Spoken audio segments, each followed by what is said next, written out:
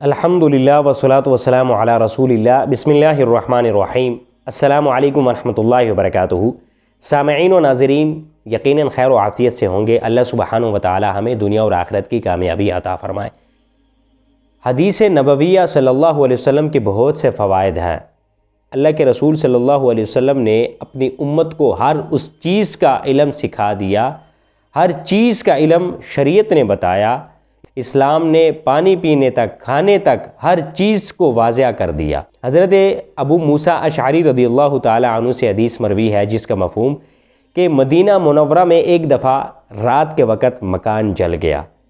تو جب یہ واقعہ سارا اللہ کے رسول صلی اللہ علیہ وسلم کی بارگاہ میں پیش کیا جاتا ہے، حضور نبی اکرم صلی اللہ علیہ وسلم کی بارگاہ کے اندر، خدمت کے اندر جب یہ سارا واقعہ ماجرا پیش کیا جاتا ہے کہ اس طرح رات کے وقت مکان کو آگ لگ گئی تو وہ تباہ ہو گیا وہ گھر۔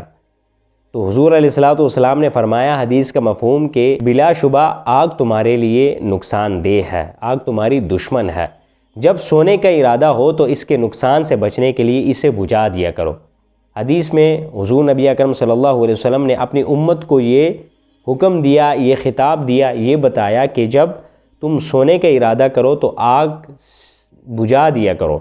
آگ سے ہم بہت سے فوائد حاصل کرتے ہیں، بالواسطہ ہمارے اجسام اور اموال کے لیے یہ منافی ہے۔